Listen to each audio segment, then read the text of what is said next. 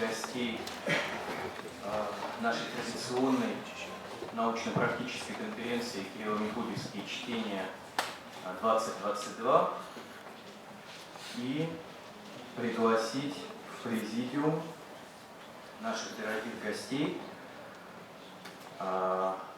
проректора по научной работе Бурятского государственного университета, доктора исторических наук Намагуеву Викторию Владимировну, председателя отдела религиозного образования и катехизации Улан-Удэнской и Бурятской епархии священника Романа Глыбова, председателя комитета по межнациональным отношениям и развитию гражданских инициатив, заместителя руководителя администрации главы Республики Бурятия и правительства Республики Бурятии Харитонова Михаила Александровича, заместителя министра образования и науки Республики Бурятия, председателя комитета общего и дополнительного образования Царинжапова Бакра Базаржатовича, кандидата технических наук, и ректора Бурятского республиканского института образовательной политики, доктора педагогических наук, профессора Цыренова Владимира Царинжаповича. Слово для открытия и приветственного слова предоставляется Намагуевой Виктории Владимировне.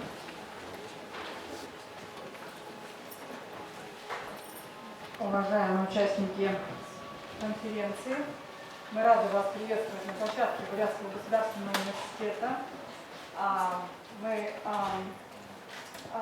являемся традиционной площадкой для различных научных мероприятий, которые занимаются вопросами, которые сегодня беспокоят общество, которые сегодня являются такими важными для разрешения.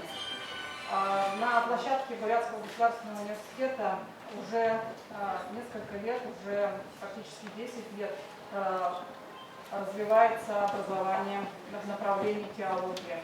У нас уже выпущены специалисты, бакалавры, готовится к открытию направления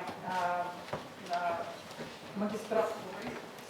В этом году будет набираться у нас целая группа бакалавров в составе 25 человек. Поэтому мы, конечно же, с теологическим, богословским образованием, конечно же, связываем очень большие надежды. Сегодня у нас Кирилло-Мефодиевские чтения являются уже 10-ми по счету, и это, конечно же, не случайно. На территории Республики Бурятия уже много веков проживают многие народы, которые связывают не только православие, буддизм, но и народы, которые имеют различные происхождения. Мы знаем, что православие, конечно же, которое имеет более тысячелетнюю историю, является основой для взаимного духовно-нравственного дружного проживания на территории России очень многих народов. Поэтому то, что связано с гражданственностью, с патриотизмом, конечно же, не может обойти сегодня и проблемы этой конференции. Мы рады вас приветствовать, мы готовы к взаимному сотрудничеству, мы рады приветствовать наших соучредителей, которые делают очень многое в деле духовно-нравственного воспитания подрастающего поколения. И надеюсь, что сегодняшние наши встречи, решения и дискуссии, которые будут разгораться на площадках этого форума, послужат большой пользой для вот именно, конечно же, наших систем образования, культуры и религиозных наших общественных организаций. Спасибо.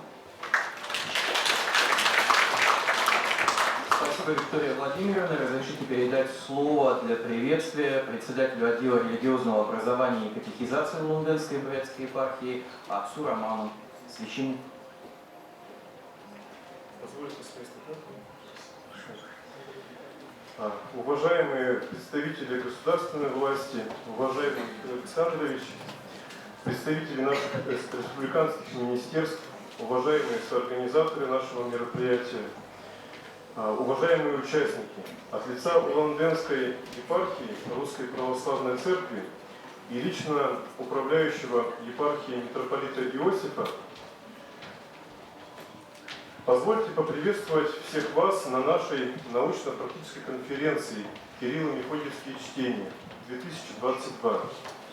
Сегодня мы вспоминаем про истоки славянской письменности, принесенной более 1000 лет назад святыми равноапостольными братьями на славянскую землю, что позволило приобщить многомиллионные славянские народы к мировой цивилизации, мировой культуре. Более 20 лет назад праздник славянской письменности и культуры стал в нашей стране не только церковным, но и государственным, подчеркивая важность культуры, просвещения и образования во всех субъектах возрождающейся демократической России. Его празднование приобрело за эти годы искренний и поистине общенародный характер, объединило молодежь и пожилых людей, верующих и неверующих, всех, кто любит отечественную историю, культуру и духовные традиции. Письменность является одним из сокровищ национальной культуры. Возможность написать все, что волнует человека, это большое благо для всех поколений, значение которого трудно переоценить. Но перед тем, как написать слово, необходимо подумать. Письменность без смысла бесполезна. Если в наших умах и сердцах нет света, добра и истины, то что мы напишем или прочитаем не даст нам пользы, а наоборот может привести к беде. Все мы знаем, что одними и теми же буквами можно написать и святые словеса, и ругательства. Умение читать и писать еще не делает человека разумным. Главная цель, с которой мы говорим и пишем. Если у человека нет представления о культурном и духовном наследии своего народа, если человек беспокоит только поиск пищи и продолжение рода, все его слова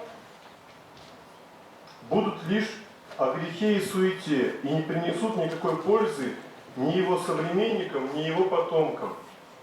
Сегодня мы являемся свидетелями как выдающегося прогресса науки и техники, так и ужасающих примеров равнодушия, жестокости и насилия. Поэтому в эти дни так важно вспомнить о том, что святые Кирилл и Мефодий не просто принесли новую форму письменности славянским народам, но и дали нам гораздо большее сокровище – свет Христова учения. Сегодняшний праздник – это праздник всех славянских народов, солидарных с нами в вере и здравом смысле.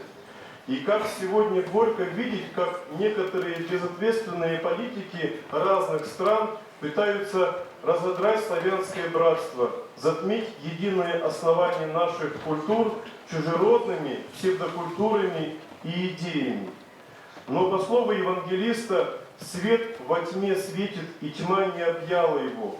Мы молимся о братском народе Украины и верим, что ее народ снова вернет себе историческую память и понимание своего места в семье славянских народов. Еще раз поздравляем всех с великим для нашего Отечества и для всего славянского мира недавно прошедшим праздником славянской письменности и культуры и днем святых равноапостольных Кирилла и Мефодия. Желаем всем, чтобы этот праздник послужил нашему дальнейшему единению в деле духовного возрождения, укреплению религиозных и нравственных основ нашей жизни. Спасибо за внимание. Спасибо. Слово представляется заместителю руководителя администрации главы Республики Бурятия, председателю правительства Республики Бурятия, председателю комитета, по межнациональным отношениям и развитию гражданских инициатив Харитонову Михаилу Алексеевичу. Пожалуйста. Добрый день, уважаемые участники конференции, добрый день, уважаемые священники. О чем хотелось сегодня сказать? Конечно, наверное, мы не первую конференцию проводим, и эта конференция у нас не единственная, которая происходит в течение года. Есть у нас еще рождественские чтения, которые также системно занимаются вот как раз этим направлением, как работа по духовно-нравственному воспитанию личности. И интересно, что если несколько лет назад мы говорили об этом как о чем-то удаленном, да, вот есть священники, они эту работу проводят, мы понимали, как будто бы у них есть целевая группа, но при этом мы понимали, что у них есть и коллеги-учителя, ученые, с которыми они взаимодействуют, и это нормальный процесс. Наверное, было какое-то такое ощущение, что каждый должен потихонечку свое дело делать, и этого будет вполне достаточно. Но на самом деле, если мы посмотрим на сегодняшнюю конференцию, во-первых, она немножко переформатировалась.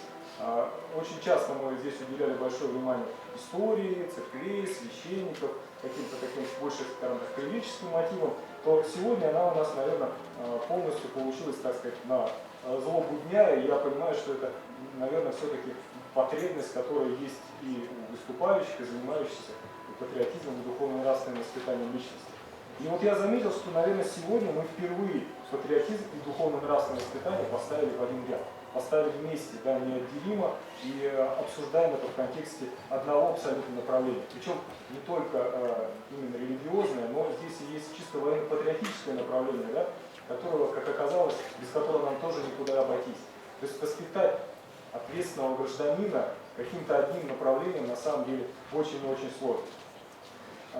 Понятно, что каждое направление воспринимает, наверное, ближе к сердцу те проблемы, как те какие-то критические явления, которые в обществе происходят, и старается бороться в первую очередь, конечно, за это. И мы понимали прекрасно, что представители нашей церкви, не только православные, очень щепетильно относились к тем процессам, которые происходят в мире, в том числе и в России происходят. Да? Вот эти ценности, которые нам казались уже чуть ли не оплотом демократии и либерализма, это и, извините, однополые браки, да, и вот эти вот гей-парады, которые в том числе и в нашей стране проходили. Ведь мы здесь, из глубины, из провинции, наверное, так сказать, с ужасом думали, а вдруг это веяние там на Западе настолько глубоко проникнет, что мы окажемся здесь вот изгоями, да, как это произошло в Европе, когда священники, да, наказывают людей, которые нетолерантно относятся к людям, которые пропагандируют однополый брак. И мы вынуждены были на федеральном уровне принимать законы, да, в которых проговаривается, что пропаганда этого является уже уголовным наказанием, да, за это нужно, в общем-то, эти люди поправлять. Поэтому, конечно, вот это вот давление так называемых западных ценностей, глобального мира, к которому мы вначале стремились, да, она повергала очень многих, конечно, в шок, и мы не понимали, куда мы придем. И сможем ли мы здесь, из районов, из небольших населенных пунктов, как-то повлиять на то, что происходит в Москве, в Санкт-Петербурге, да, на западных городах, где огромное количество населения, и ценности, скажем так, немножко иные, чем у нас. Да. Мы понимаем, что у нас и семьи больше, и родственные отношения дружнее, да, и мы больше любим природу и свою родину, чем там, деньги, карьеру, и не готовы уезжать отсюда для того, чтобы, скажем так, создать себе более комфортные условия там, на Запад или, не знаю, в ту же самую Москву. Поэтому, конечно, вначале мы боролись за вот эти какие-то семейные ценности. И, знаете, наверное, мы какой-то вот такой имели запас вот этой прочности, да, для того, чтобы начать учиться на других ошибках. Мы увидели, что происходит следом за вот этими веяниями. Да. На Западе, оказывается, закрываются церкви, потому что там нет прихожан. Церкви некоторые, я не веду не православные, конечно, передаются под торговые дома, библиотеки, даже есть церкви, в которых размещены и бары уже, да, это в порядке вещей оказывается. Мы понимаем, что уже появились учебники, которые совершенно по-другому там трактуют некие нравственные ценности, не говоря уже о той же самой военной истории, которая для нас всех так дорого. Да? Мы увидели, что оказывается за несколько поколений можно людей переделать абсолютно других людей. Мы увидели, что молодежь той же самой Украины, да, молодежь на Западе, той же самой Германии, опять же, да, она, оказывается, уже имеет совершенно другие ценности. Я вот попался в руки мне такой сборник, называется «Преподавание истории за рубежом». И вот там анализируется, как преподается история в зарубежных странах. Вы знаете, там в учебниках про Сталина и Советский Союз никто не упоминает. Они даже свою историю рассматривают так очень аккуратно, как пример развития местного сообщества, там, Лондон в годы войны. Рассказывают о том, как прятались в бомбоубежищах, как у них работал черный рынок там, и так далее, как сменились ценности, как безработные пошли на военные предприятия. Но там никто не рассказывает ни про Сталинград, ни про взятие Берлина, ни про наши огромные потери. Да? Это может только знать специалист, который вот решил выбрать историческую карьеру, да, и погрузиться в это направление. Не думайте, что там на Западе кто-то сейчас ассоциирует нас с освободителями. Даже старшее поколение, люди, которые прошли войну в той же Америке и так далее, 10 лет назад еще как бы пытались рассказать своей молодежи, но им этого микрофона никто не давал. Да? И Германия сейчас о чем заявляет? О том, что они уже не испытывают чувство вины за то, что произошло когда-то 80 лет назад. Это на самом деле страшные вещи, то, что происходит сейчас на Западе. И поэтому, конечно, это кризис нравственности. Это кризис всего сообщества, кризис церкви, кризис общественных организаций, кризис научных учреждений, которые так построены, кризис педагогического сообщества, если хотите, да, которое по-другому совершенно выстроило систему. А мы с вами смотрели на эту систему как на систему, которая достойна примера. Да, мы взяли Болонскую систему, и так и до сих пор с вами не смогли понять и осознать. Да, мы взяли еще какие-то моменты, которые у нас теперь должно хватить вместе сил до конца исправить. Я надеюсь, да, потому что мы понимаем, что это все идет очень тяжело, очень болезненно.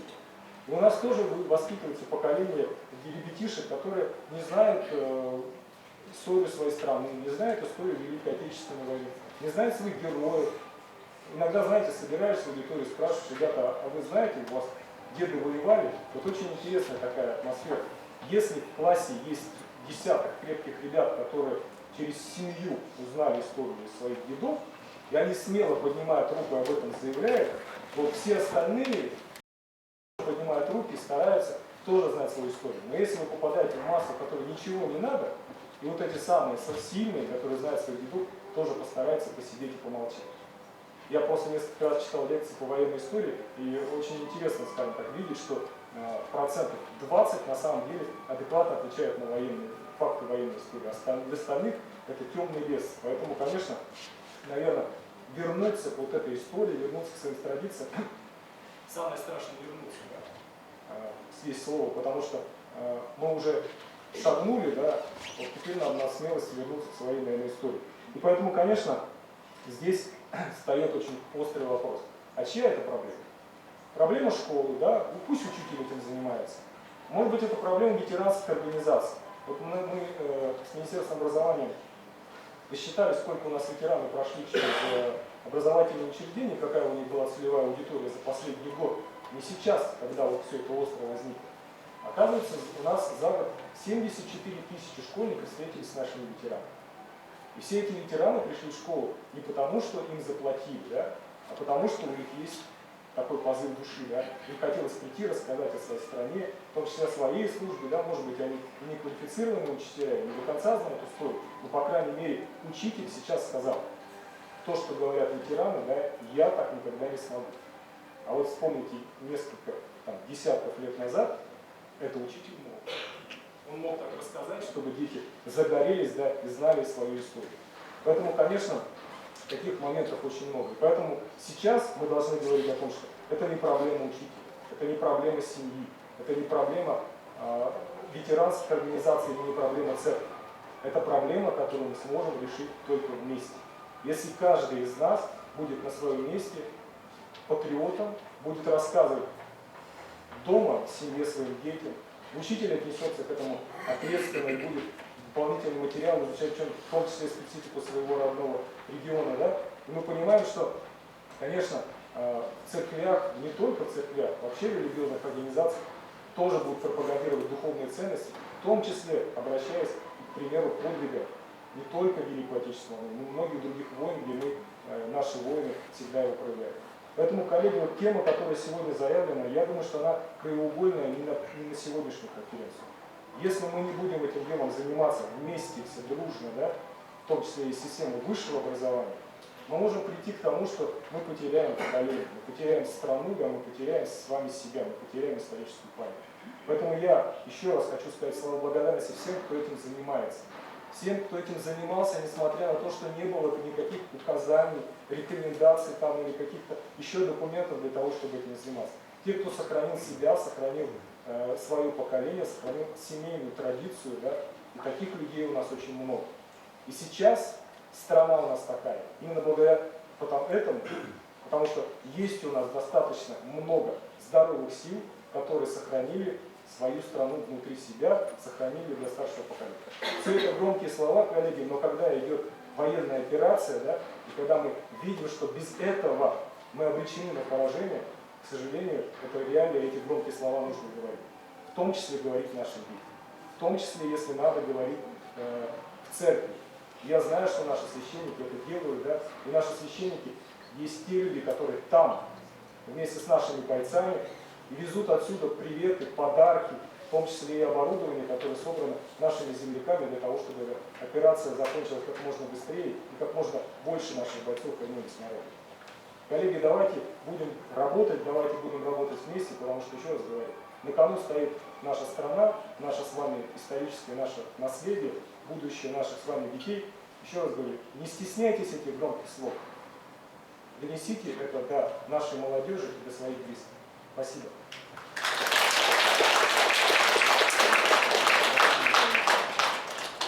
А теперь позвольте передать слово для приветствия Андрею заместителю министра образования и науки Республики Бурятия, председателя комитета общего и дополнительного образования Целинжапову Плату Владимировичу.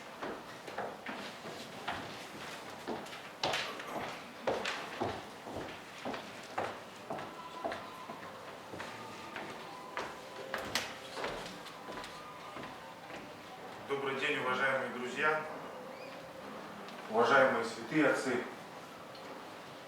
дорогие участники научно-практической конференции Кирилло-Мефодиевские чтения 2022. День славянской письменности и культуры – это праздник просвещения, праздник родного слова, родной книги, родной литературы, родной культуры. К нему приурочиваются научные конференции и семинары. Организуются книжные выставки и концерты. В школах проводятся уроки, посвященные памяти просветителей славян Кирилла и Мефодия. Язык и письменность являются едва ли не самыми важными культурообразующими факторами. Если у народа отнять право или возможность говорить на родном языке, это будет самым тяжким ударом по его родной культуре. Если у человека отнять книги на родном языке, то он лишится самых важных сокровищ своей культуры. Значение письма в истории развития цивилизации трудно переоценить. В языке, как в зеркале, отражен весь мир, вся наша жизнь. Знание родной истории и культуры, любовь к своему прошлому, являются непременными условиями жизнеспособности и поступательного развития нации как самобытного явления и как неотделимой части всего человечества. Академик Дмитрий Сергеевич Лихачев писал: «Взгляд на русскую историю, как на часть мировой, и чувство ответственности за весь мир стали также отличительной особенностью всех восточнославянских литератур, и отчасти были унаследованы ими через единую литературу Древней Руси, от славянских просветителей Кирилла и Мефодия. Это им принадлежит мысль о единстве человечества и ответственности каждой страны, каждого народа в общечеловеческом устроении и просвещении, о служении каждой страны человечеству.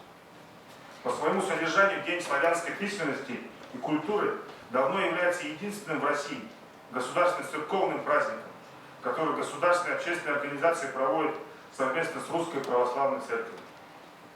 Проведение конференции ставит перед собой следующие цели и задачи.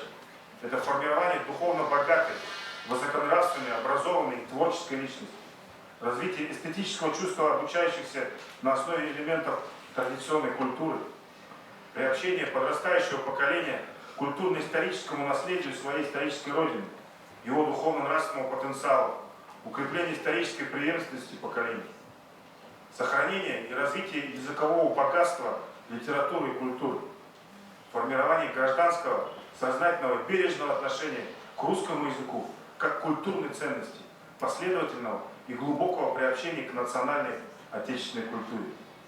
На сегодняшней конференции будут представлены различные доклады, в которых будут раскрыты самые различные аспекты влияния Кирилло-Мефодиевской традиции на развитие отечественной культуры. Следует признать, что исследовательские возможности в данной сфере поистине необъятны, и множество древностей еще предстоит быть полноценно изученными и введенными в научный оборот. Материалы конференции, я уверен в этом, представляют значительный интерес как для научной общественности, так и для всех тех, кто интересуется культурным и научным наследием нашего народа. Желаю вам успехов в научно-исследовательской работе и практической деятельности. Всего вам наилучшего. Спасибо. Спасибо, Патрик Григорьевич. Приветственное слово представляется ректору Бурятского республиканского института образовательной политики, доктору исторических наук, профессору Селенову Владимиру Владимировичу. Добрый день, уважаемые организаторы, уважаемый президиум. Сегодня мы проводим очередные Кирилло-Мефодиевские чтения, и я с глубочайшим удовольствием хочу выразить свое отношение к этим мероприятиям. Не случайно сегодня аудитория очень разнообразная и широка. Приятно, что здесь огромное количество педагогов разных уровней образования. Педагоги высшей школы, включая дошкольного, общего образования. Наверное, это не только реакция на контекст времени, но и на то, что действительность наша требует, реакции на то, что происходит вообще в нашей жизни. Вот. Я не стал бы говорить о том, что действительно этот контекст связан с теми событиями геополитическими, которые происходят в стране. Наверное, как любая синергетическая система образования, в том числе, она ищет свои пути ответов на вопрос, что сегодня делать. Не только констатировать, что у нас происходит вокруг, да, а самое главное в этой ситуации быть конструктивным, задавать себе вопрос, что делать в этой конкретной ситуации. Вообще отрадно, что и наш институт входит в постоянное число организаторов чтений, не только Кирилло-Мефодиевских, но и рождественских и иных мероприятий, проводимых совместно с Бурятской метрополией. И вот эти отношения связывают наше сотрудничество, соучастие уже на протяжении последних лет. И я, как руководитель образовательной организации, которая занимается повышением квалификации педагогических работников, полагаю, что православное духовенство Бурятии, как и вся русская православная церковь, является важным социальным институтом, обладающим серьезными возможностями и потенциалом влияния на молодежную среду. И одним из значимых направлений деятельности наша епархия и метрополия определяет и много делает для воспитания подрастающего поколения, пытается воздействовать и влиять на развитие социального воспитательного пространства. Система образования, как вы знаете, это отражение общества, она серьезные проблемы сегодня испытывает именно в части воспитательной деятельности. Отделы образования Улан-Удэнской, Бурятской, Северокавказской, Сосновоборской епархии Бурятской метрополии активно сотрудничают с учителями, инициируют их участие в конференциях, конкурсах и иных образовательных мероприятиях, в том числе с привлечением, детей мероприятий в православной церкви региона. Так, совместно с органами образования республики, метрополия уже на протяжении многих лет проводит региональный этап всероссийского конкурса за нравственный подвиг учителя. Это очень важное мероприятие, смыслы, которые мы еще до конца не осознали, и вот степень его широты, его пропаганды этого мероприятия, она не столь значима. Наша задача сегодня всем сообща сделать все возможное, чтобы вот коллективные усилия разных социальных, общественных институтов государства сделать так, чтобы действительно вот этот конкурс с красивым названием «За нравственный подвиг учителя» был очень важным и одним из значимых конкурсов профессиональных республики Бурятия, в том числе. Вообще, я считаю, что конкурс уже много лет, который проводится, давно стал площадкой демонстрации профессионального опыта для педагогов и воспитателей нашей республики, не только системы общего образования, но и дошкольных образовательных организаций. Сегодня мы хотели бы инициировать вопрос о том, чтобы воспитатели учреждений среднего профессионального образования, где наши подростки продолжают образование после школьного и основного общего образования, тоже включались в этот процесс. В текущем 2022 году приняли участие 26 педагогов. Я о чем говорю, потому что спектр или количество даже участников не отвечает нашим возможностям и потребностям, из которых 7 стали лауреатами, дипломантами регионального этапа. Я предвосхищаю церемонию награждения, которая после моего выступления будет происходить, и хотел бы, с вашего позволения, озвучить работу некоторых победителей регионального этапа конкурса. Ибо вот ответ на вопрос, что нужно делать, сегодня более важнее, наверное, и то, что делают наши педагоги практически в своей деятельности. Лучшая методическая разработка по предметам основы религиозной культуры и светской этики, основы духовно-нравственной культуры народа в России, ЛДПНР, основу православной веры для образовательной организации с религиозно-православных компонентов, признан проект «Символика Троемирия», в рассказе Александра Исаевича Солженицына «Матвейный двор» для детей в возрасте 16-17 лет со сроком реализации проекта 5 лет. Автором проекта выступает Алагуй Ольга Лазаревна, учитель русского языка и литературы, средняя общеобразовательная школа номер 49, город Улан-Удэ. Урок по рассказу Александра Исаевича Солженицына «Матвейный двор» обобщающий, поэтому и определяется важной для каждого россиянина целью определения личностной позиции по национальной идее. Вот тот очень сложный философский вопрос, на который ни общество пока и ни государство, включая, мы не можем пока определить, да, где наша национальная идея. Следующая конкурсная работа, авторами которой выступили Матвеева Светлана Викторовна, Винокурова Наталья Александровна, Миронова Инна Константиновна.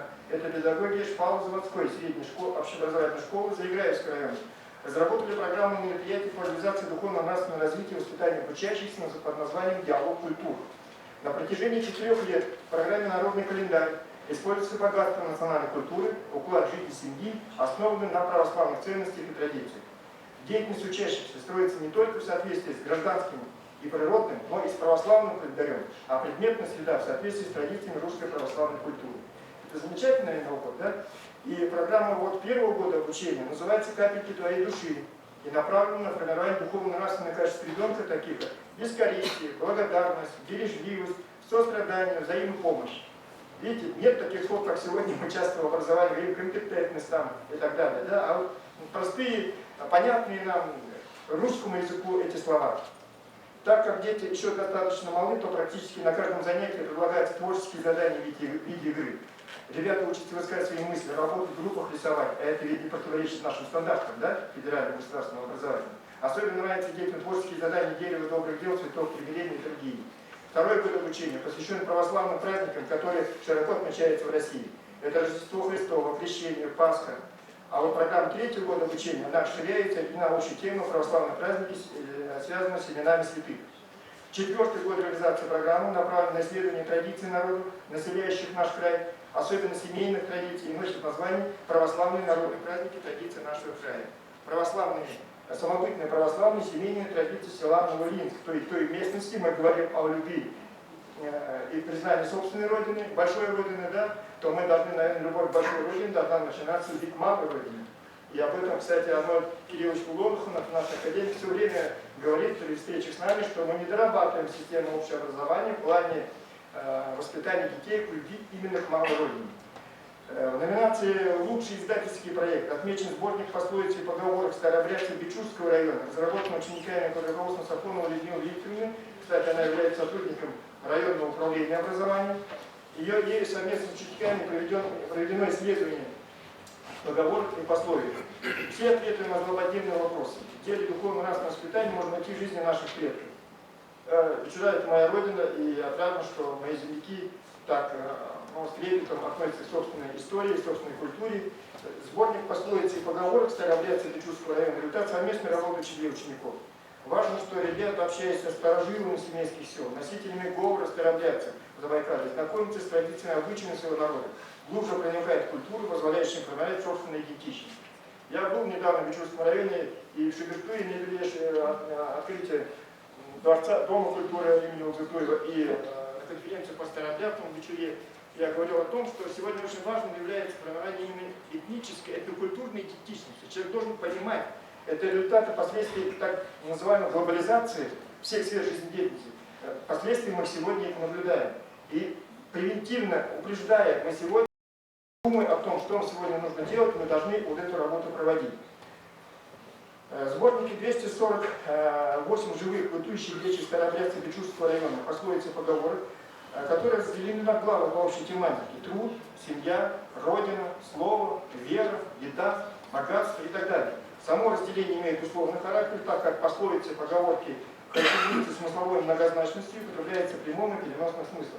Ну, конечно, сегодня мы говорим, что некоторые понятия имеют более глубокий смысл, чем одно название, да, и поэтому я думаю, что это процесс естественный, отрадно, что дети и педагоги наши находят вот широкое толкование многих слов. Каждая глава начинается с краткого описания представлений старообрядцев о ценностях народного воспитания, пословицы, сборники представлены в форме рисунков, иллюстрирующие понимание смысла учащимся, предложено их толкование. Это я речь веду педагогов, присутствующих о функциональной грамотности, да, и читательской грамотности. Умение переставить вербальный текст, словесный текст в неких инфографиках, рисунках и так далее. Ежегодный конкурс собирает педагогов нашей республики, которые делятся своими поисками и трудами. Педагоги нашего института выступают экспертами, где проводят рецензирование творческих работ. Конечно, это процесс непростой, а вообще оценку давать кому-либо, и тем более за профессиональные действия, очень сложно, потому что это сопряжено с личным, субъектным восприятием того, что делает наш педагог и что представляет на конкурсные испытания. Организатором, региональным модератором является отдел образования Ланденской бурятской епархии, руководитель отец Роман Хлебов, за что мы, пользуясь возможностью, отца Романа благодарим. Вообще, благодаря активности деятельности отца Романа, многие наши совместные мероприятия становятся реальностью. Потому что мы видим некий продукт сегодняшнего мероприятия, а в момент его организации проходит очень много согласований и собеседований, когда мы обсуждаем и не только вопросы по организации, но и вообще вопросы нашего бытия. Надеемся, что начавшееся сегодня чтение пройдет с пользой для ее участников, позволит осмыслить и отметить важность воспитания подрастающего поколения, формирования этнической и культурной идентичности. И вот я еще благодаря отца Романа хотел бы поблагодарить свою коллегу Мусиму Сандаковну Митрикову за большую работу по организации взаимодействия с метрополией, Национальной библиотекой, Бурятский государственный университет, Министерством культуры по проведению рождественских и Кирилло-Мефодиевских чтений, других мероприятий, направленных на воспитание подрастающего поколения. Разрешите пожелать вам, всем нам, добра, мира, мудрости и веры в лучшее. Спасибо большое.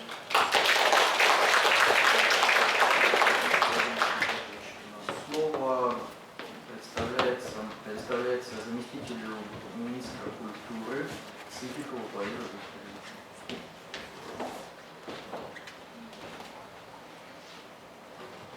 Здравствуйте, уважаемые участники научно-практической конференции. День славянской письменности и культуры, празднование данного мероприятия является общественно значимым мероприятием для нас, Министерства, вообще для всей республики. И решение о проведении данной конференции было принято еще в 2010 году. И в 2011 году Ланденская бурятская епархия и Министерство культуры подписали соглашение о сотрудничестве, в котором определили совместные направления работы по сохранению культурных ценностей, духовно-нравственного воспитания и просвещения. И теперь каждый год в рамках данного взаимодействия у нас проводятся мероприятия совместно с деятелями культуры, науки, священнослужителями, проводятся различные мероприятия, выставки. Хотелось бы буквально два слова отметить, что в этом году уже в 14 раз мы проводили праздник книги и чтения, в котором для ребят проводили квесты «Тайны славянского слова», где ребята могли познакомиться с историей древней азбуки. Проводится также работа нашей республиканской детской юношеской библиотекой, такие мероприятия, как «Завет Кирилла, Мефодия», «Истоки славянской письменности». Особо хотелось бы, дорогие коллеги, отметить два мероприятия с участием Ланденской бурятской епархии, которые мы провели в этом году, и за что очень благодарны лично владыке Иосифу.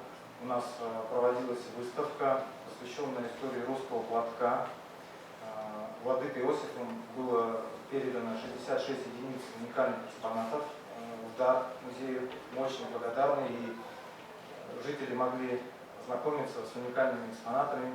И второе мероприятие, которое мы проводили совместно, это азбука в открытках Елизаветы Бион.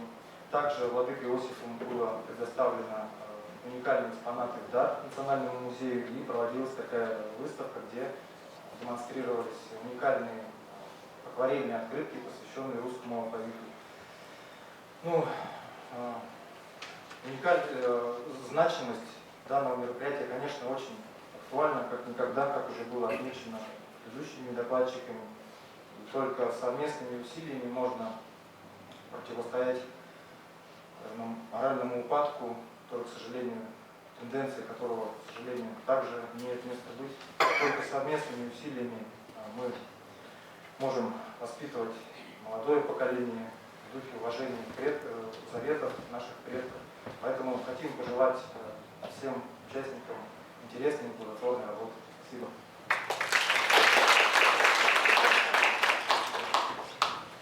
Спасибо. Теперь позвольте перейти к торжественной церемонии награждения победителей первого регионального этапа 17-го Всероссийского конкурса в области педагогики, воспитания и работы с детьми школьного возраста и молодежью до 20 лет за нравственный подвиг учителя по Республике Бурятия. Данный конкурс проводится Министерством образования и науки Российской Федерации, Синодальным отделом религиозного образования и катехизации Министерства образования и науки Республики Бурятия, епархиальными отделами религиозного образования и катехизации при поддержке аппарата полномочных представителей президента федеральных округов и главных федеральных инспекторов регионов.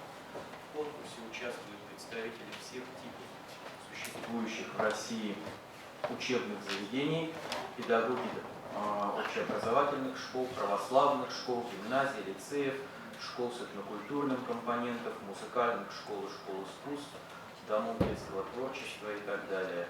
В работах, представленных на конкурс, содержится богатый опыт педагогической практики в области духовно-просветительского и гражданско-патриотического воспитания детей и молодежи. Для церемонии награждения победителей приглашаются председатель отдела религиозного образования и катехизации Улан-Удэнской и Бурятской епархии отец Роман Клыков и временно исполняющий обязанности заместителя министра образования и науки Республики Бурятия Батыр Казаржатович Тимирязев. Пожалуйста. По решению конкурсной комиссии первого регионального этапа по Республике Бурятия от 11 мая 2022 года были определены лауреаты и победители в номинациях конкурса. Итак, приглашаем на сцену лауреатов первого регионального этапа 17-го Всероссийского конкурса в области педагогики, воспитания и работы с детьми школьного возраста и молодежи до 20 лет за нравственный подвиг учителя в Республике Бурятия. Дипломом первой степени награждается Версхайзер Татьяна Александровна, педагог дополнительного образования,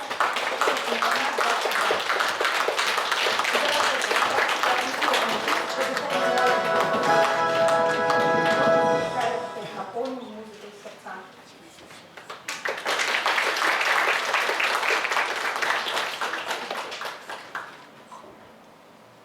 Дипломом второй степени награждается Сапунова Оксана Юрьевна, учитель начальных классов Анахольской средней общеобразовательной школы номер 2 Заиграевского района Республики Бурятия за работу «Праздник Покрова Божьей Матери».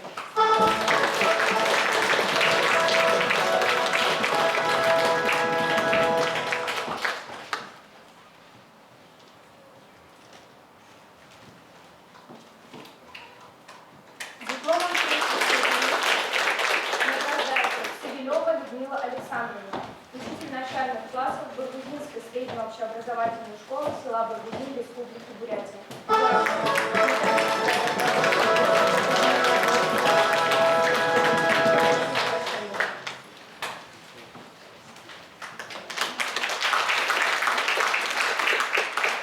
Дипломом третьей степени награждается Казарбина Ольга Александровна, педагог дополнительного образования Дичурский дом творчества, село Бичура, за работу в дистанционный урок в блокаде Светлячевской.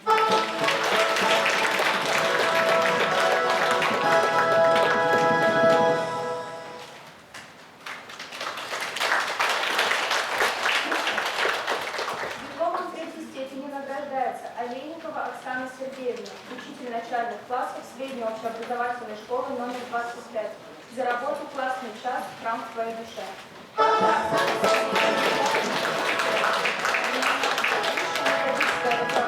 Предметом основы религиозных культур и светской этики, основы духовно-нравственной культуры народов России.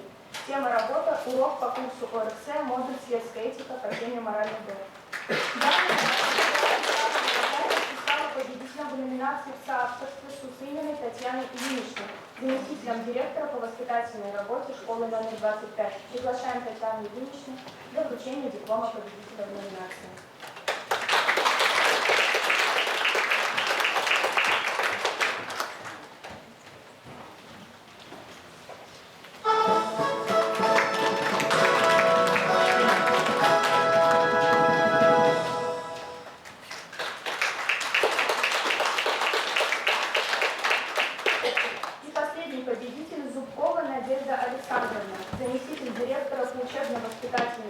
Дома творчества Октябрьского района города Улан-Удэ. Надежда Александровна является победителем в номинации «Лучший образовательный издательский проект года». Тема «Практика, ориентированная на успех».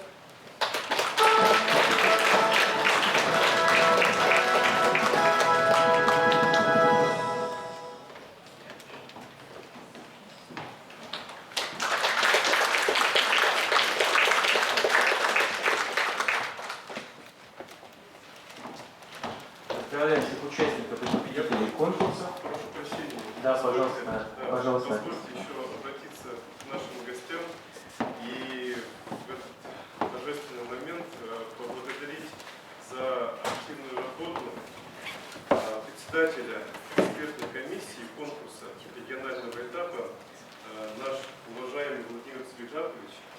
Вот.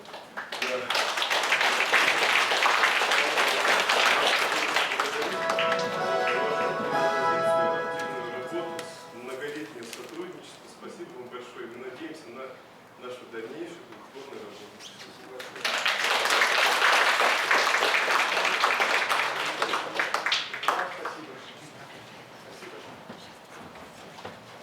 Коллеги, мы переходим к пленарным докладам. Слово для пленарного доклада предоставляется доктору исторических наук, профессору, заведующей кафедрой религиоведения и теологии Бурятского государственного университета имени Даржи Банзаева Васильевой Светлане Владимировне. Пожалуйста,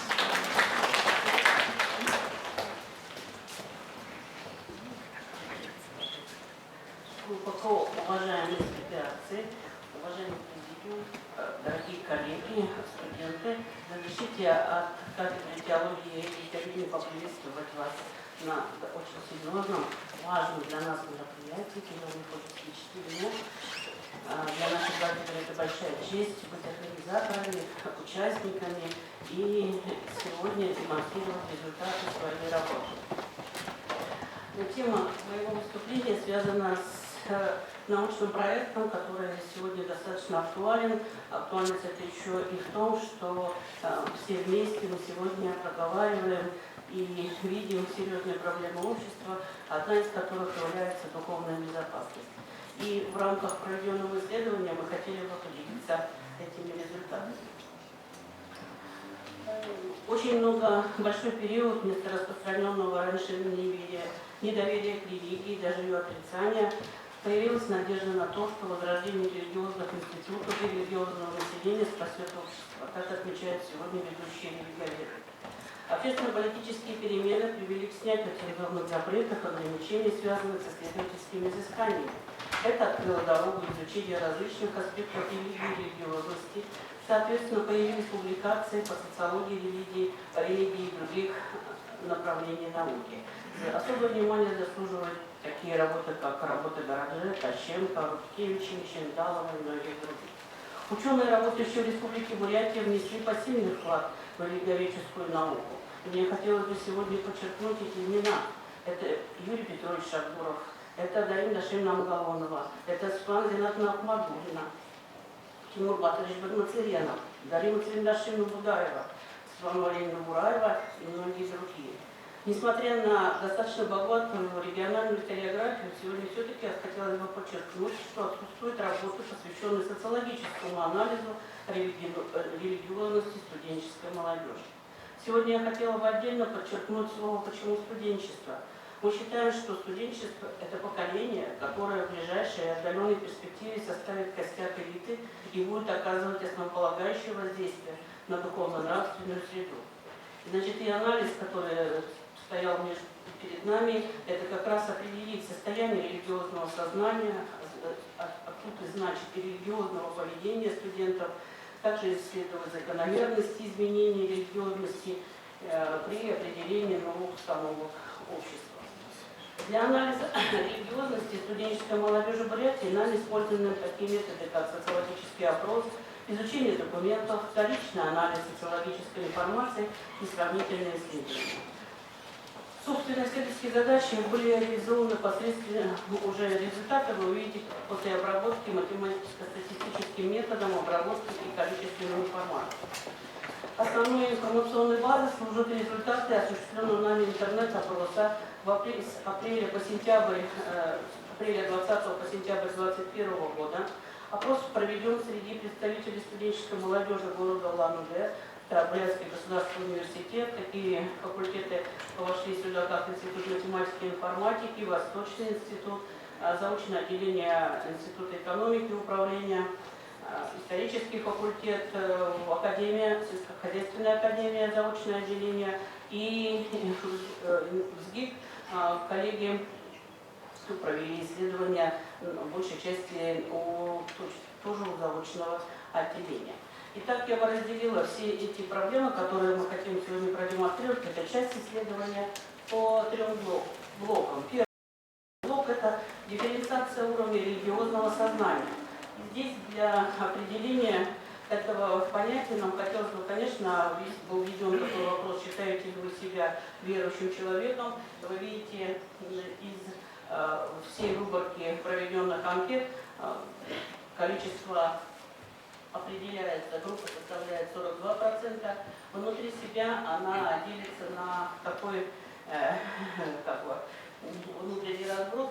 Почему? Потому что для нас возглавление этой дифференциации мы сразу поняли, что мы будем работать с категорией верующих, категорией колеблющихся и категорией неверующих. Да? Вот, поэтому в этом случае для нас было принципиально важно вот именно эта разбивка. Для сегодняшней аудитории я хотела бы обратить внимание на такую категорию, как колеблющийся. Вот в этом случае здесь, наверное, вызывает вопрос о том, что у колеблющихся студентов как раз нет четкой позиции, и из этой нечеткой позиции 5% сегодня себя, свои мировоззренческие установки связывают с такими вещами, как вера в сверхъестественные силы, в порчу и глаз. Вот когда мы это делали, это было 5,2%. Для определения сознания мы себе поставили задачу определить такими вопросами, все они считали, но интересуюсь религией. Вы видите, что здесь эта цифра вот относительно небольшая. И при всем нашем желании увидеть другого не получилось.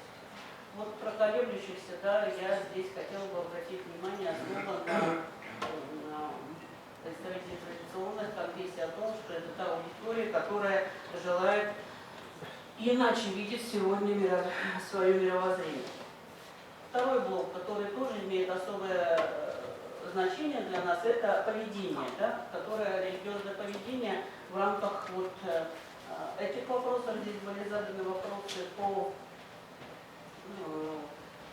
кто как часто участвует и как редко, очень редко участвует, и постоянно участвует. Вы видите, разброс цифр совершенно противоположные, мы здесь тоже видим разные причины появления такой статистики. Что касается в разрезе национальных групп, такие же вопросы.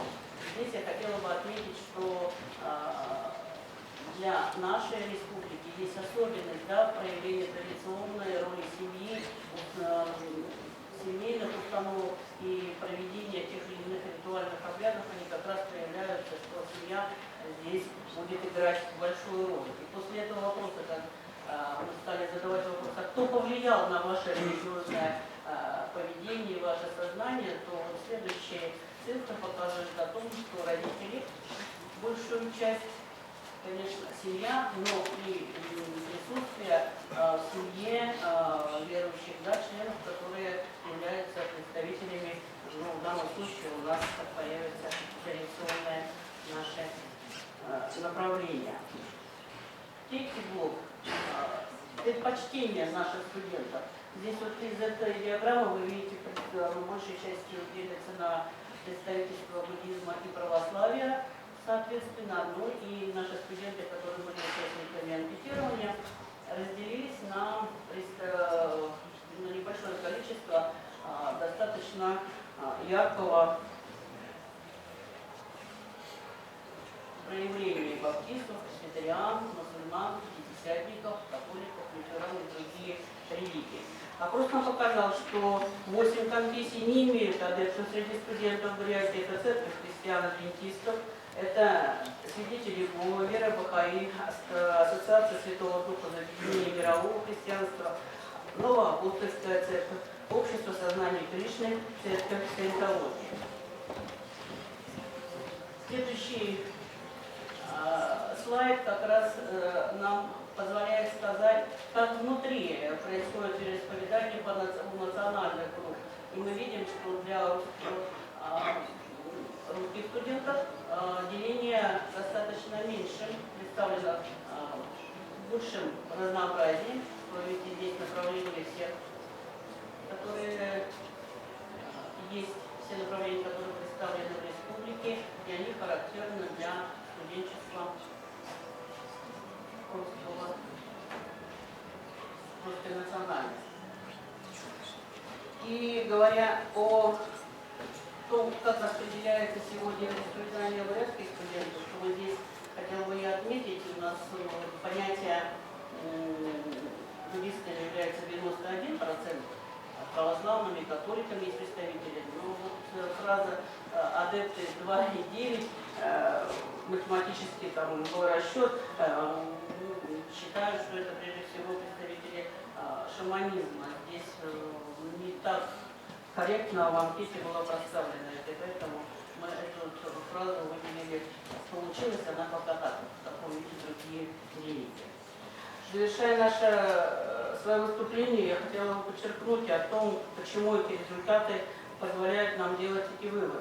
Ну, во-первых, в духовно-нравственной сфере студенческой молодежи Бурятии мы видим, что религиозная вера достаточно заметна. Она не является стержнеобразующим началом жизни студенчества республики. Почему? Потому что она достаточно аморфна, и религиозное поведение здесь многих респондентов имеет стихийный характер. Религиозное поведение студенчества менее развито, чем вербальное религиозное сознание. Это несоответствие, именуемое иногда религиозным парадоксом, обусловлено непостоянным характером людей, ну, всего возраста, да?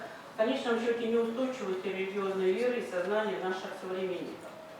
Третий момент. Среди жителей Бурятии после религиозного бума 90-х, начала 2000-х годов наметились некоторый спад интереса к религии, особенно к традиционным конфессиям. Вследствие этого стало развитие нетрадиционных для данной территории религиозных воззрений, появившихся в условиях трансформационных преобразований страны и привлекших в первую очередь подрастающее поколение. Четвертый момент. В число причин появления и развития нетрадиционных для данной территории религий относится выявленная нами высокая частота самостоятельного конструирования молодежи своей духовной жизни. И пятый момент, который мне хотелось бы тоже подчеркнуть, в завершении отметить, что в общественном сознании нашей студенческой молодежи мы видим, пока доминируют традиционные для данной территории конфессии православие и буддизм, однако в будущем религиозный ландшафт Бурятии останется неизменным. Спасибо за внимание.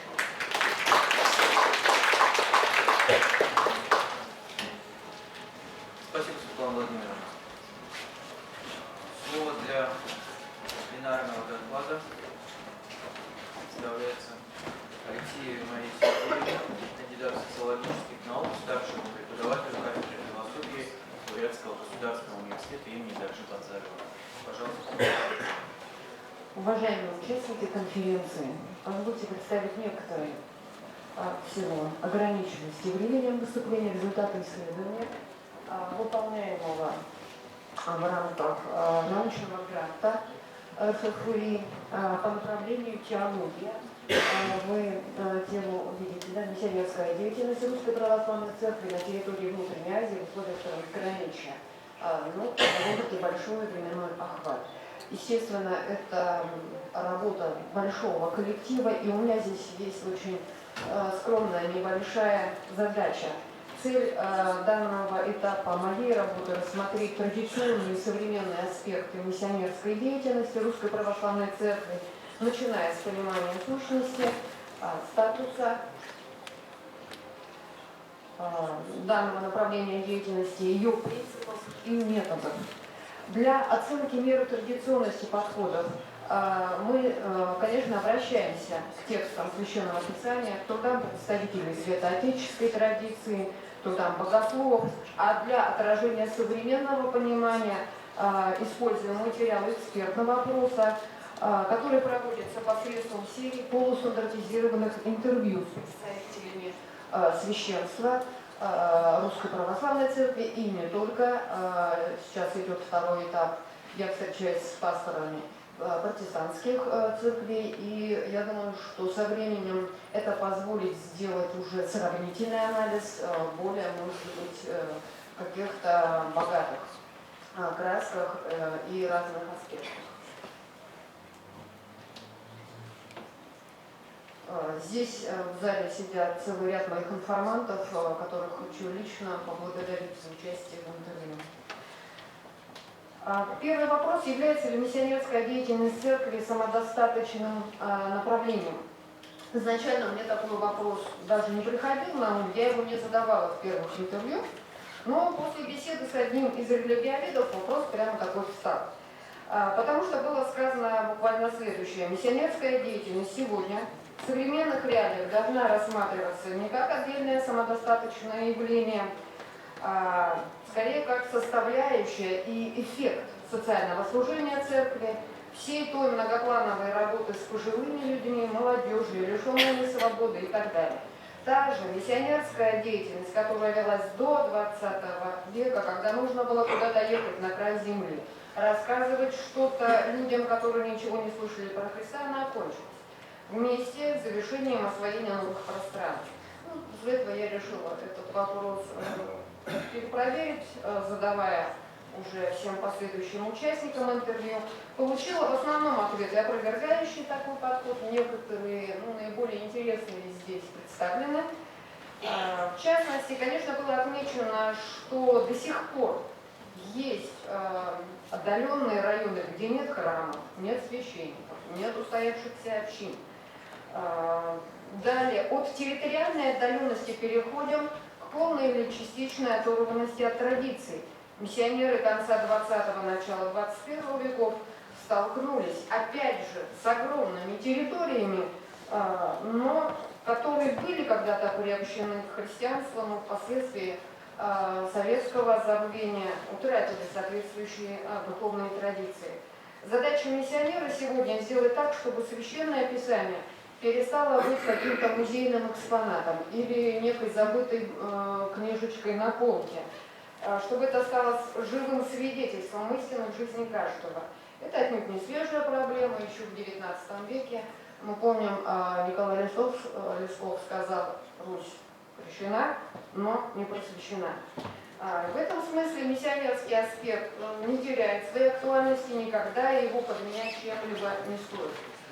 Было также высказано мнение о том, что в данном случае произошла, возможно, подмена понятий, как сущность миссия как раз осталась, но поменялись ее формы. Даже если миссия в воплощении социального служения, она остается самой собой. Она может принимать неявные, латентные формы, но это латентная миссия, тоже миссия. Миссионерское служение особое, потому что оно, как правило, обращено не к верующим людям, а к людям, которые не просвещены светом Евангелия. Миссионер – тот человек, который приводит человека к порогу церкви и передает ему катехизатору. Задача – вызвать первоначальный интерес, глубокий душевный отклик на услышанное. Поэтому это отдельная большая работа, которую социальным служением не нужно отождествлять. Хотя, безусловно, и рубить прямо жестко и не говорить, что это замысловленная вещь, безусловно, нельзя. Греческий богослов, философ, публицист Несиотис еще в 80-е годы прошлого века писал: «Большая ошибка думать, что, обсуждая социальные проблемы, анализируя общественные процессы, помогая получить образование или просто помогая материально, мы осуществляем миссию. Для тех, кто вне церкви, есть единственная насущная необходимость – обратиться и стать членом этого сообщества в видимой конкретной форме». Ну, если мы говорим о традиционном понимании миссионерской деятельности, о преемственности, тогда в ответе на поставленный вопрос, конечно, необходимо исходить из текста Священного Писания. Исходя из этимологии слова, а базовый глагол «митто» с латинского переводится как «посылать», «отправлять», миссия – не что иное, как посланничество.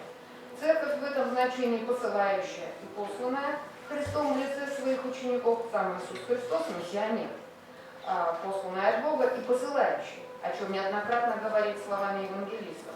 Ну, а слово апостол уже древнегреческого происхождения, опять-таки, посланник. Для чего осуществляется посланничество? Ну, вот здесь можно как раз посмотреть, какие используются выражения: проповедовать, благовествовать, творить волю Отца, свидетельствовать об истине, приносить плод. Ну, только в одном Евангелии от Луки наряду с проповедью перечисляются какие-то практические цели: врачевание от болезней, изгнание бесов. То есть в первую очередь научить. Это миссионерский императив – научить из любви. Что есть цель миссии? Спасение людей, присоединение к Царствию Божию. И евангелический проповедник 17 века Филипп Спенсер пишет: «Бог не ждет, когда язычники придут и будут искать его благодати. Он сам выходит к ним с нею навстречу, он посвящает их благодати». Изменились ли принципы миссионерской деятельности? В целом нет, но они приобрели новые формы и аспекты реализации. Ну, здесь тоже очень хорошая, мне понравилась выдержка. Как призывать того, кого не уверовали. Как веровать в того, о ком не слышали. Как слышать без проповедующего, как проповедовать, если не будут посланы. То есть вот такая последовательность. Что касается принципов, первый принцип – это принцип использования разных языков, отраженный очень подробно в книге «Деяния апостолов», их посланий. Он по себе не остается важным. Спир Ухтомский в обстоятельном докладе о состоянии миссионерского вопроса в Забайкалье в 1892 году указывал на владение наруческими языками как на важный пункт инструкции, который должен был следовать каждый сибирский миссионер. Если язык не знает, то употреблять толмача. Или лучше завести обучение нароческим языкам, он пишет. Наиболее положительным примером в этом отношении следует признать опыт Николая Японского, который вспоминал: «Приехав в Японию, я, насколько хватило сил, мне стал изучать здешний язык. Много потрачено времени и труда. Пока успел я присмотреться к этому варварскому языку, положительно труднее в свете, так как он состоит из двух: природного японского и китайского, перемешанных между собой, но отнюдь не слившихся в один. Недаром когда-то католические миссионеры писали, что японский язык изобретен самим дьяволом с целью оградить Японию от христианских миссионеров. И сохранились такие сведения, что в первые годы изучения отец Николай ходил в школу наряду с маленькими японскими детишками, такой бородатый мужчина, сидел с ними за одной партой и прилежно обладал языком. Спир Ухтомский описывает сложные перипетии с попытками перевода, если не всего Нового Завета, то хотя бы одного Евангелия на бурятский язык еще в самом начале XIX века, когда было некое воодушевление, связанное с переводом Евангелия от Матфея на калмыцкий язык. Тогда, в 1817 году, были отправлены в Петербург Зайсаны Нантоу Нагай, Бадма Маршунаев и толмач Василий Татауров, им помощь. На перевод и издание хоренцы пожертвовали огромную по тем временам сумму, но Миссия эта не состоялась в силу разных причин, в том числе и смерти некоторых участников. Вся Библия на монгольский язык была завершена в Селенгинске иностранными миссионерами. В 1840 году был опубликован монгольский перевод Ветхого Завета, в 1846 Нового Завета. В начале 20 века, в 1911-1913 были корректировки и соответствующие переиздания. И вот получается, через 100 лет, только через 100 лет, в 2010 году в Улан-Удэ был представлен перевод Нового Завета на бурятский язык, а в 2013 году была переведена литургия святого Иоанна Златоустова. Здесь в двух последних случаях, конечно, хотелось бы еще раз отметить большой вклад Бурятского государственного университета, его преподавателей, которые внесли свою посильную лепту. Что касается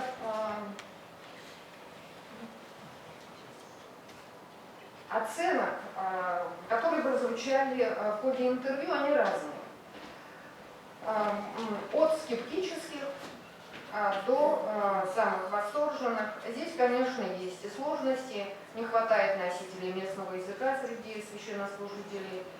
Епархия молодая, ритм жизни другой. Но, тем не менее, конечно, было сказано очень важное, что эта работа, она позволит гармонизировать религиозные чувства и чувства этнической идентичности. И переломить такое вот заблуждение, ложное мнение о том, что православие – это религия славян и только славян. Дальше принцип понимания, он связан не только с переводами, так сказать, инородческих языков, но в контексте рассматривается перехода от церковно-славянского к русскому церковному языку.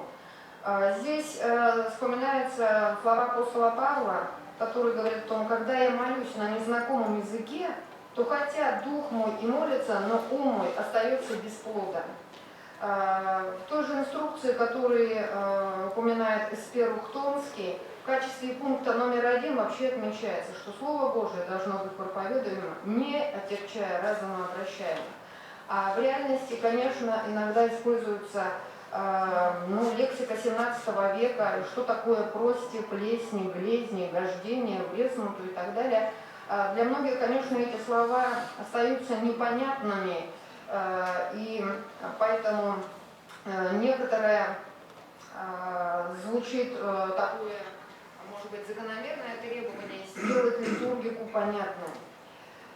И сегодня постепенно фрагментами вводится церковный русский язык, частично адаптированный к нормам современного литературного языка, но при этом учитывает все каноны. Что касается оценок, тоже они очень разбросаны. Наиболее интересные здесь привожу. Надо сказать, что здесь патриарх Кирилл поставил точку в октябре 2019 года, сказал, что при согласии церковных общин можно включать чтение Писания на церковном русском языке, Евангелие апостолов, благо что есть хорошие переводы с учетом всех канонов.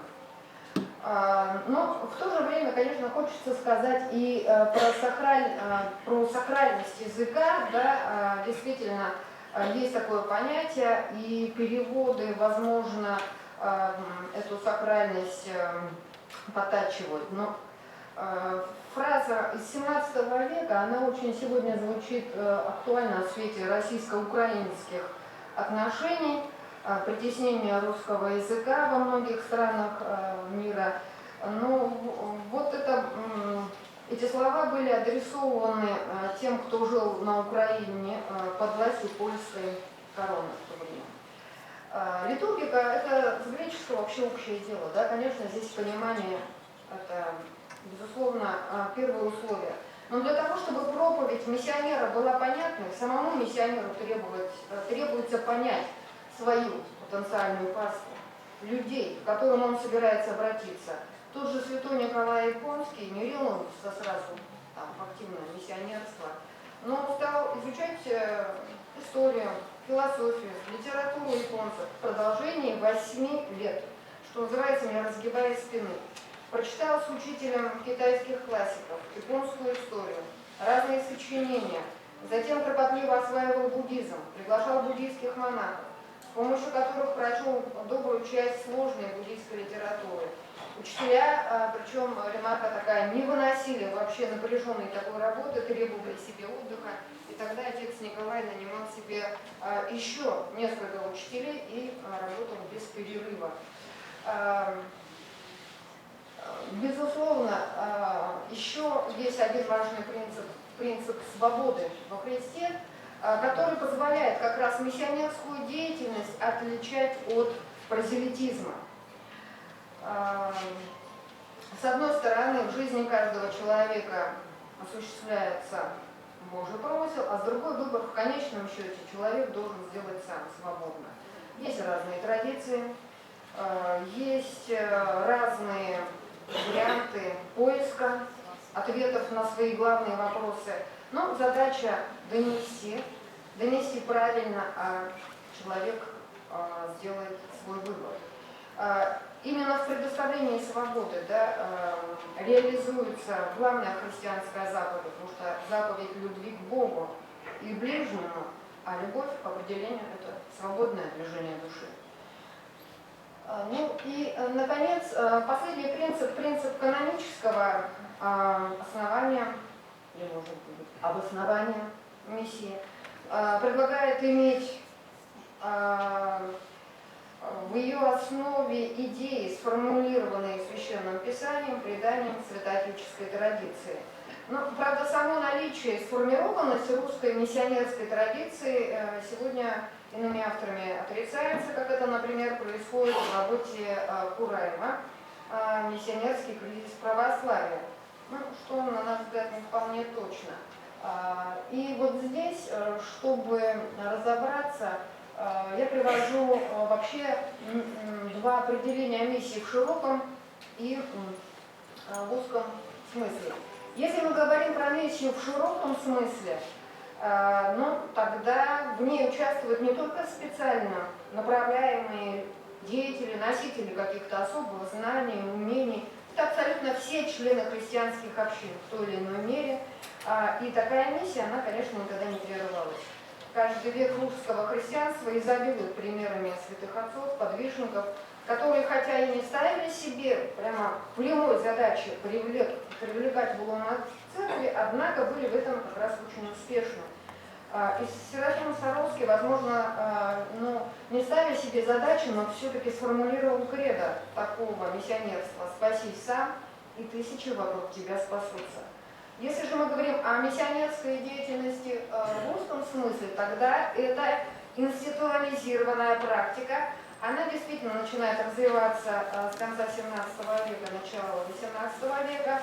Она предполагает работу территориальных миссий, миссионерских отделов, инструкции, концепции, съезды, периодику, учебники, учебные пособия. Да.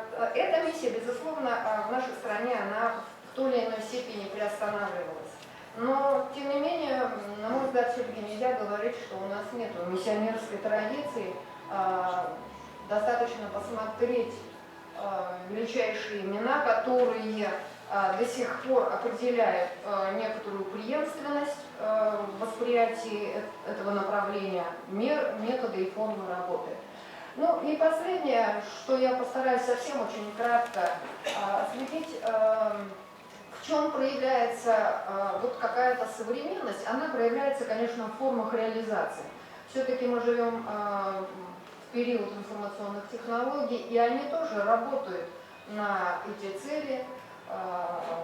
Здесь есть разные хорошие примеры, но в частности есть целые порталы, и есть российская платформа ВКонтакте, Батюшка онлайн, где как раз присутствует один из священников нашей епархии, отец Евгений Седунов.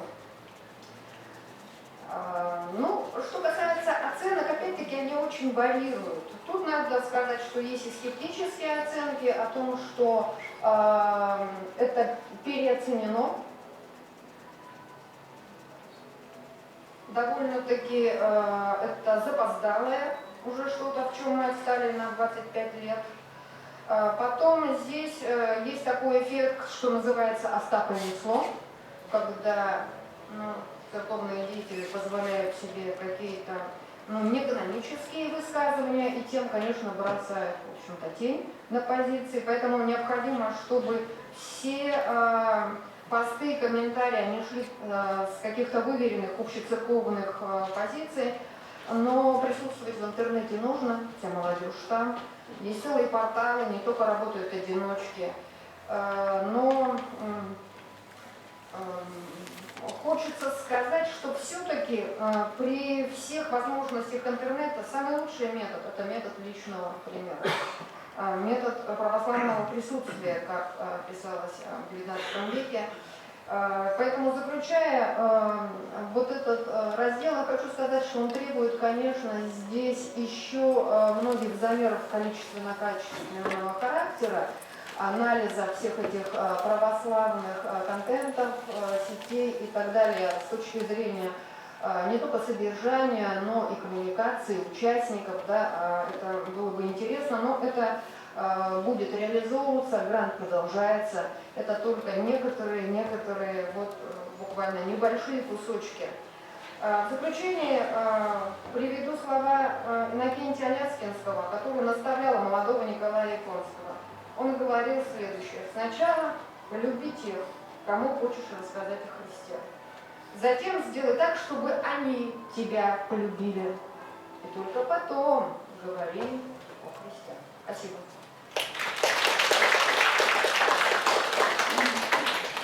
Спасибо, Мария Сергеевна. Уважаемые участники, гости конференции, уважаемый президиум, на этом повестка нашего пленарного заседания исчерпана. Дискуссия и вопросы, которые возникли у вас, я предлагаю перенести их в секционную работу. Значит, секции у нас работают с часу по программе, указанной в программе аудитория. А сейчас